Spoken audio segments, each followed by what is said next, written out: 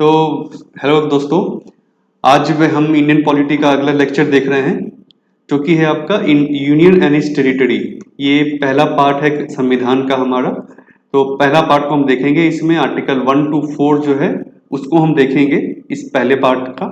और जो इम्पोर्टेंट इसमें है आपका आर्टिकल 2, आर्टिकल 3 जो आप बहुत बार हमने पढ़ा है, आप न्यूज में देखते होंगे। जब नया स्टेट बनता है, स्टेट का नाम चेंज होता है, स्टेट की बाउंड्री चेंज होती है, जैसे उत्तराखंड बना आपका, छत्तीसगढ़ बना। तो ये जो स्टेट्स बनते हैं, इनकी जो बाउंड्री चेंज होती है तो वो किस एक्ट से गवर्न होती है, वो है आपका किस प्रोविजन से गवर्न होती है, तो वो आपका आर्टिकल 3 है बेसिकली। तो इसको हम काफी फोकस में रख के देखेंगे। और इन आर्टिकल्स के बीच में अंतर क्या क्या है, 1, 2 और 3 के बीच में, इनको भी हम देखेंगे। तो ये हम स्टार्ट करते हैं। अगर आपने वीडियो को चैनल को सब्सक्राइब नहीं किया तो अभी सब्सक्राइब कर ले। और यहाँ पे आपका ये आइकन है और बेल आइकन दबाना मत भूले, आपको नोटिफिकेशन इससे आ जाएगी मेल पर जब भी मैं नया वीडियो अपलोड करूंगा। और आप मुझे फॉलो कर सकते हैं अपने सोशल मीडिया अकाउंट्स पे। और ये आपको जो वीडियो लेक्चर है, ये आपको किसी भी एग्जाम से लिए आप प्रिपेयर कर रहे हैं, पॉलिटी का प्रिपेयर करने के लिए काफी हेल्प करेगा। तो फ्रेंड्स स्टार्ट करते हैं। पहला हम इंट्रोडक्शन स्टार्ट करते हैं। तो पार्ट 1 जैसे मैंने कहा कि वो आपका टाइटल उसका रखा गया है यूनियन एंड इट्स टेरिटरी। तो इसको आप समझ सकते हैं, अगर हम टाइटल को आप मीनिंग देखें, लिटरल मीनिंग, तो यूनियन मतलब कि जो सेंटर है आपका यूनियन है, एंड इट्स टेरिटरी। टेरिटरी जो हमारी बाउंड्री है, हमारी रेखा है, इसके बारे में ये पार्ट जो है बात करता है। इसके अंदर 4 आर्टिकल है, 1, 2, 3, 4। ये 4 आर्टिकल इस पार्ट में रखे गए हैं। और ये जो बेसिकली किससे डील करता है कि है ना, हमारा जो अंदर में बॉर्डर है, हमारा जो स्टेट्स का बॉर्डर है, नाम चेंज है, उसके बारे में ये डिस्कस करता है। तो पहला जो आर्टिकल है आपका आर्टिकल 1, ये है आपका name and territory of the union. इसमें इस आर्टिकल के थ्रू बताया गया है कि भारत का नाम क्या होगा और टेरिटरी जो है उसके बारे में। पहला आर्टिकल बताता है India, that is Bharat, as a union of states rather than federation of states. तो इससे इस अगर आप आर्टिकल को ऐसे पढ़ें, लिटरली देखेंगे, तो इससे आपको दो चीजें समझ में आती हैं, दो मीनिंग निकलता है। पहला तो ये जो है नाम बताता है हमारे देश का।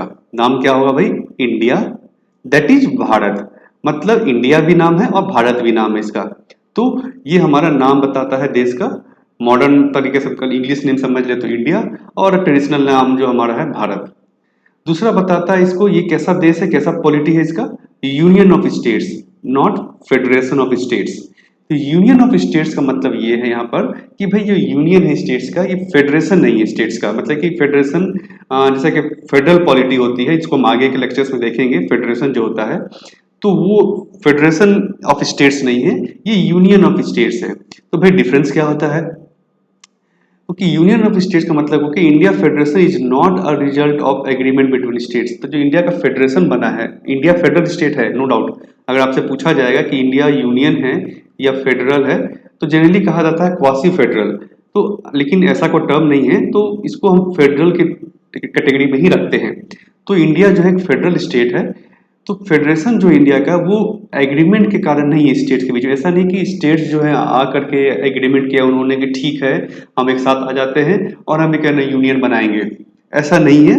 बेसिकली यहाँ पे हमने जो देखा, इंडिया का जो बनना था इंडिपेंडेंस के बाद, जो हमने इंटीग्रेशन हुआ स्टेट्स का, तो एग्रीमेंट एक तरह से नहीं था स्टेट्स के बीच में। तो इसीलिए ये जो है इसको हम यूनियन ऑफ स्टेट्स कहते हैं। दूसरी बात और जो है, states do not have right to secede. Secede मतलब कि वो इंडिया को छोड़ना का राइट उसको नहीं है कि वो जब चाहे स्टेट्स कि नहीं भाई हम इंडिया के पार्ट नहीं रहेंगे, हम अलग हो रहे हैं, हम अलग देश बन रहे हैं। ऐसा जो राइट इन स्टेट्स को नहीं दिया गया है इंडियन संविधान में, इंडियन कॉन्स्टिट्यूशन में। तो ये भी राइट नहीं है। मतलब स्टेट्स जो एक तरह से वो इंडिपेंडेंट एक तरह से पूरी तरह से नहीं है, अपना अलग चलाने के लिए वो एक यूनियन के साथ में जुड़े हुए हैं। और वो कोई एग्रीमेंट के कारण नहीं है, बल्कि हमारा संविधान है जिसको गाइड करता है, उसको पावर देता है सेपरेटली, दोनों को, यूनियन को भी स्टेट्स को भी। तो ये सारी फेडरल की बातें हैं जिसको हम आगे के लेक्चर्स में देखेंगे। फेडरेशन क्या होता है, यूनिटरी स्टेट्स क्या होते हैं, कॉन्फेडरेशन क्या होता है, ये सारा हम आगे के लेक्चर्स में देखेंगे। तो आप जरूर ये चैनल को सब्सक्राइब कर ले। जब भी ये वीडियो पोस्ट होगा आपको नोटिफिकेशन चली जाएगी। तो आपको समझ में आ गया कि हमारा जो यूनियन है, यूनियन ऑफ स्टेट कहा जाता है, फेडरेशन ऑफ स्टेट्स नहीं कहा जाता है। ये आपको ऐसे यूएसए के हिसाब दे सकते हैं कि जो स्टेट्स है अलग अलग इंटिटी एक तरह से है, ऐसा यहाँ पर नहीं है। एक और जो डिफरेंस आता है बहुत बार न्यूज में, वो है आपका union of India versus territory of India. एक यूनियन ऑफ इंडिया का टर्म है, एक दूसरा टर्म है टेरिटरी ऑफ इंडिया। तो इन दोनों में क्या अंतर है? तो टेरिटरी ऑफ इंडिया बेसिकली एक बड़ा एरिया को रिप्रेजेंट करता है, बड़े चीज को रिप्रेजेंट करता है। कैसे? यहाँ आप देख सकते हैं, यूनियन ऑफ इंडिया मतलब वह सिर्फ स्टेट्स इसके अंदर आते हैं। मतलब जो बाकी जो स्टेट्स हैं, जो हम राज्य कहते हैं जिसको, वो राज्य ही यूनियन ऑफ इंडिया का हम कहें तो मतलब सिर्फ राज्य के बारे में हम कर रहे हैं। क्योंकि वो जो है आपका बेसिकली पावर जो है, डिस्ट्रीब्यूशन ऑफ पावर वो शेयर करते हैं। कैसे शेयर करते हैं? तो 7 शेड्यूल आपने पढ़ा होगा, अगर 7 शेड्यूल आप देखेंगे, इसमें जो है जो लिस्ट दिया गया है, 3 list, union list, state list और कंकरेंट लिस्ट। तो यहाँ आप देखेंगे कुछ पावर जो स्टेट को ऑलरेडी कॉन्स्टिट्यूशन संविधान ने दिया है कि इसके ऊपर आप ही सब्जेक्ट, इसके ऊपर आप ही कानून बनाएंगे। और कंकरेंट लिस्ट में भी इनको पावर है और अलग से भी कुछ कुछ पावर है इनको। तो एक तरह से ये जो है पावर जो है शेयर करते हैं सेंटर के साथ में। तो इसलिए इनको यूनियन ऑफ इंडिया में सिर्फ इनको रखा गया है। टेरिटरी ऑफ इंडिया की हम बात अगर करें तो स्टेट्स तो आते ही इसमें, साथ ही साथ जो यूनियन टेरिटरी जो होता है आपका, जो भारत में यूनियन टेरिटरी है, जैसे अभी लद्दाख भी है, जम्मू कश्मीर है आपका, चंडीगढ़ हो गया, अंडमान निकोबार हो गया, दमन एंड दीव हो गए। तो ये सारी जो है यूनियन टेरिटरी भी आती है।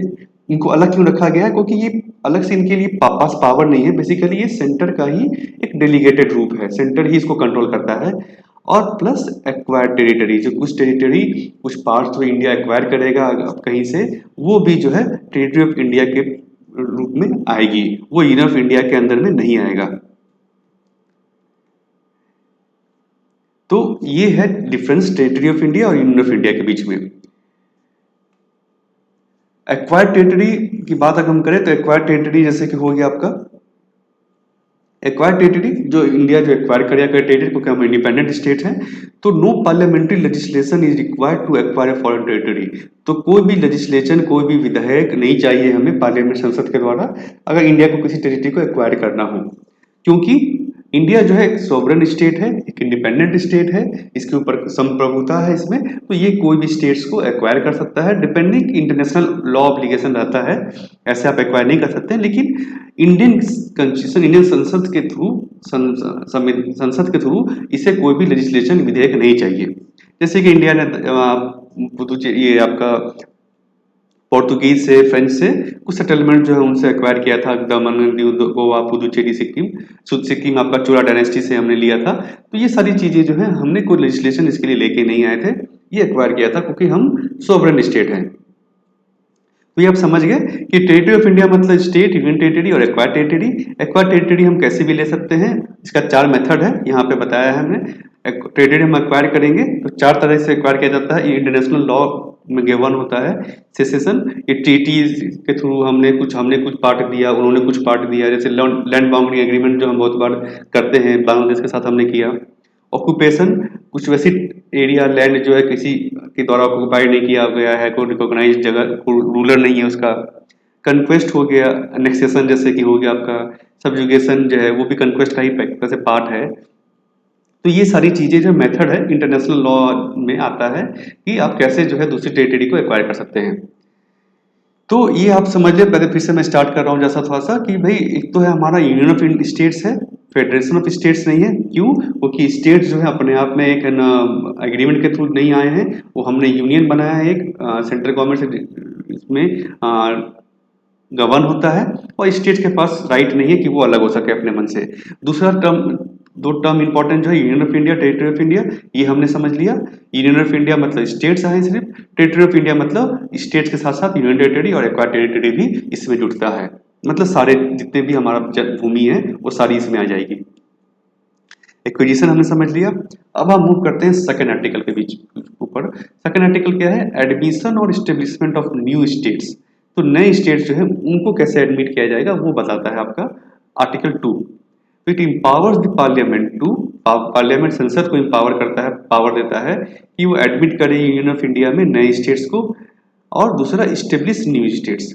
इसमें डिफरेंस क्या है? तो डिफरेंस जो है टर्म में 2 है, एडमिट और स्टेब्लिश के बीच में डिफरेंस है।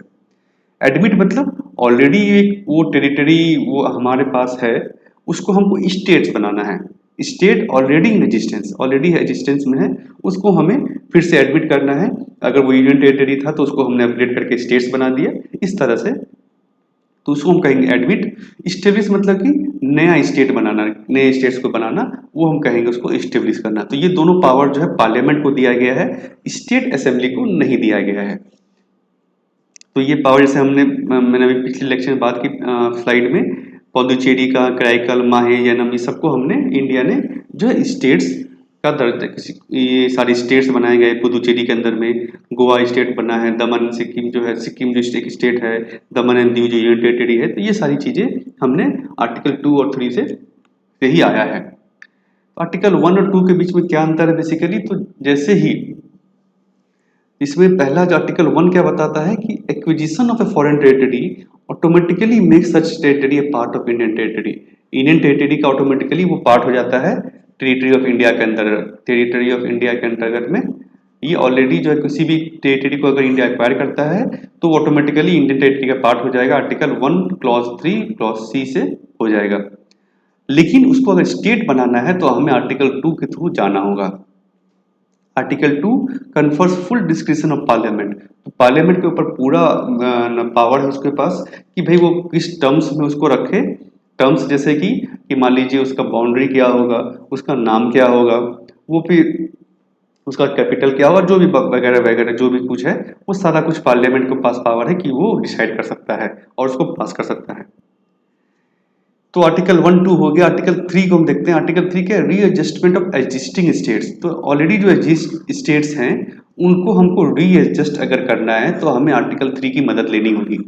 आर्टिकल 3 में कहा गया है कि पार्लियामेंट को पावर दिया गया है किसके लिए, form a new states bye separation from state और यूनाइटिंग टू और मोर स्टेट्स और पार्ट्स ऑफ स्टेट। मतलब कि एक तरह से पूरी तरह से आप तोड़ मरोड़ सकते हैं स्टेट्स को, बाउंड्री को, स्टेट्स की ज्योग्राफी को सेपरेशन करके। एक स्टेट से हम सेपरेट करके, जैसे हमने उत्तराखंड बनाया था, छत्तीसगढ़ बनाया था, हमने झारखंड बनाया, सेपरेट करके। यूनाइटिंग टू और मोर स्टेट्स, दो और ज्यादा स्टेट्स को यूनाइट करके हमने अभी सब कुछ बनाया नहीं है। दूसरा बात है और पार्ट्स ऑफ स्टेट्स, दो स्टेट को हमने जोड़ करके एक सिंगल स्टेट बना दिया, ये भी हम कर सकते हैं। इंक्रीज और डिक्रीज द एरिया, तो ऑब्वियस बात अगर आप सेपरेट करेंगे तो स्टेट का एरिया डिक्रीज होगा, ये भी आप कर सकते हैं। या फिर ऑलरेडी दो स्टेट्स है तो आप हो सकता है ये चाह सकते हैं कि ये पार्ट भी जो इस स्टेट के अंदर चला जाए। नया स्टेट हम नहीं बना रहे हैं कि इसका कुछ पार्ट जो है हम इस स्टेट को दे दें, स्टेट बी को दे दें, स्टेट ए से बी के, तो वो भी हम इसमें कर सकते हैं। चेंज दी बाउंड्रीज, बाउंड्री हम चेंज कर सकते हैं। Change the name, name state का चेंज होता है, जैसे उड़ीसा का ओडिशा हो गया आपका, उड़ीसा था आपका उड़ीसा हो गया, उड़ीसा से ये नाम चेंज किया हमने। तो ये सारा चीज जो है ये भी पावर पार्लियामेंट के पास है। तो आर्टिकल 2 और 3 के बीच में क्या डिफरेंस है भाई, 1 एंड 2 के बीच हमने देखा। तो 2 बेसिकली नए स्टेट्स को डील करता है, नए स्टेट्स का एस्टेब्लिशमेंट को डील करता है, जबकि आर्टिकल 3 जो है ऑलरेडी जो स्टेट्स हैं अभी उसके साथ डील करता है कि उसके एरिया को घटाना बढ़ाना है, हमें उसके नाम को चेंज करना है तो वो आर्टिकल 3 के थ्रू होगा। नए स्टेट्स को एस्टेब्लिश करना है तो वो आर्टिकल 2 के थ्रू हमको जाना होगा। इसके साथ ही साथ आर्टिकल 3 में बताया गया है भी कैसे आप करेंगे नाम चेंज, बाउंड्री चेंज, स्टेट को बनाना, वो कैसे करेंगे वो आर्टिकल 3 में बताया गया है। कंडीशंस जिसे हम कहेंगे, तो पार्लियामेंट के थ्रू पास करना है तो उसको जो बिल होगा, जैसे हम जानते हैं कोई भी जो पार्लियामेंट में संसद में कानून पास होता है वो पहले बिल के रूप में उसको पेश किया जाता है, उसको हम कहते हैं बिल। जब वो बन जाता है, पास हो जाता है, तो उसका हो जाता है एक्ट, उसको एक्ट कहते हैं। ये आप ध्यान रखें, विधेयक। तो बिल जो पेश किया जाएगा उसको लेकर के उसको चाहिए प्रायर रिकमेंडेशन ऑफ प्रेसिडेंट, मतलब प्रेसिडेंट के से प्रायर रिकमेंडेशन उसके साथ लगा होना चाहिए उस बिल के साथ। दूसरा, president has to refer the bill to the concern state legislature. Concern state legislature के बीच में क्या मतलब हमारा, ओके हम आर्टिकल 3 से डील कर रहे हैं। आर्टिकल 3 में क्या है, एग्जिस्टिंग स्टेट्स का हमने नाम चेंज करना है, हमें बाउंड्री चेंज करनी है, एरिया घटाना बढ़ाना है। तो ये जो एग्जिस्टिंग स्टेट है इसका जो असेंबली होगा उसको हमको प्रेसिडेंट को है कि ये बिल को रेफर करे वहां पर कि भाई आप अपना व्यू दीजिए, आपको क्या लगता है ये सही है कि नहीं है, इसमें क्या क्या चेंजेस लाना चाहते हैं आप, वो सारा कुछ असेंबली को दिया जाएगा, वहां के असेंबली को कि आप अपना व्यू दीजिए। स्टेट लेजिस्लेचर जो है उनको है कि वो अपना व्यू देंगे with in specified time period. Time period president specify करेंगे, भाई अब 1 महीने 2 महीने में इसके बारे में अपना पास करा के व्यू, मतलब यहाँ पे ये नहीं कि अपना कुछ नोटिंग करके देना है, आपको इसको बिल को अपने स्टेट से पास कराना है, बताना है। असेंबली को। और parliament however is not bound by the view bound to accept the views. तो ऐसा भी नहीं कि ये व्यू जो है पार्लियामेंट संसद के को जरूरत नहीं, बाध्यकारी नहीं है। संसद जो है पार्लियामेंट चाहे तो उस व्यूज को एक्सेप्ट करे या फिर रिजेक्ट भी कर सकता है। मतलब अगर ये बिल पास पेश हुआ है तो चाहे तो संसद इसी बिल के साथ जा सकता है, और ये जो व्यू डाला गया है स्टेट के द्वारा, स्टेट ने कुछ अपना व्यू दिया है कि भाई ये चेंज कीजिए, तो संसद के ऊपर है वो उसको माने या ना माने पार्लियामेंट। यूनियन टेरिटरी, ये तो हमने बात की स्टेट्स की। स्टेट्स की जब स्टेट्स में कुछ चेंज आ रहा है, अगर यूनियन टेरिटरी इसमें इन्वॉल्व है बिल में, हम मान लीजिए यूनियन टेरिटरी को कुछ है ना उसका बाउंड्री चेंज कर रहे हैं, उसको एरिया चेंज कर रहे हैं, उस केस में तो रेफरेंस देने की भी जरूरत नहीं है पार्लियामेंट को, प्रेसिडेंट को, क्योंकि यहाँ पे एक तो लेजिस्लेचर होता नहीं है। लेजिस्लेचर है आपका दिल्ली के केस में, दिल्ली एंड पुदुचेरी के केस में लेजिस्लेचर है, वहां भी ये देने की जरूरत नहीं है रेफरेंस। इसके लिए पार्लियामेंट अपने आप इसमें एक्शन ले सकता है। जैसे कि मिजोरम पहले पहले के एस्पेक्ट में जब यूनियन टेरिटरी था उस समय भी पार्लियामेंट ने इसके ऊपर एक्शन लिया है। तो ये सिर्फ और सिर्फ स्टेट्स के में लागू है, क्योंकि स्टेट जो है पावर शेयर करता है, एक अलग एंटिटी है। यूनियन टेरिटरी जो है बेसिकली सेंटर ही उसको गवर्न करता है थ्रू एडमिनिस्ट्रेटर, एडमिनिस्ट्रेटर अपॉइंट कर करके इसको गवर्न करता है, या लेफ्टिनेंट गवर्नर जो कहते हैं एमएलजी। तो ये सारे जो सेंटर के एजेंट होते हैं एक तरह से, सेंटर के पर अपॉइंट होते हैं। तो इसलिए यूनियन टेरिटरी के केस में सरकार को देश पार्लियामेंट को बिल रेफर करने की जरूरत नहीं है, व्यू लेने की जरूरत नहीं है स्टेट से, यूनियन टेरिटरी से। अब वो तो पास हो गया बिल, बिल को हमने एक्ट बना दिया, अब उसमें हमें कुछ चेंजेस करना बाद में, मान लीजिए हमें अमेंडमेंट लाना है, तब क्या करना होगा? उस केस में और भी सिंपल है, इसके लिए कोई भी रेफरेंस देने की जरूरत नहीं है स्टेट लेजिस्लेचर को। पहले केस में क्या था, यह हमने देखा हैज टू रेफर, प्रेसिडेंट को उस बिल को रेफर करना ही करना है स्टेट को कि भाई अपना व्यू दीजिए, भले वो व्यू हम माने ना माने। लेकिन इस अमेंडमेंट लाने के समय वो रेफरेंस करने की जरूरत भी नहीं है, स्टेट्स को बताने की जरूरत भी नहीं है कि भाई अपना व्यू दीजिए आप। साथ ही साथ प्रेसिडेंट की रिकमेंडेशन की भी जरूरत नहीं है। यहाँ पे हमने देखा था prior recommendation of president, only only with the prior recommendation of president. यहाँ पे इस केस में प्रायर रिकमेंडेशन की जरूरत भी नहीं है, नो फ्रेश अमेंडमेंट। ठीक है, तो ये दोनों चीजें भी हट गई, सिंपल तरीके से अपने अमेंडमेंट जैसे बाकी बिल पास होता है वैसे ही संसद जो है पार्लियामेंट उसको पास कर सकती है। तो implies parliament can redraw the map of India, और इसीलिए इंडिया को कहा जाता है indestructible union of destructible states.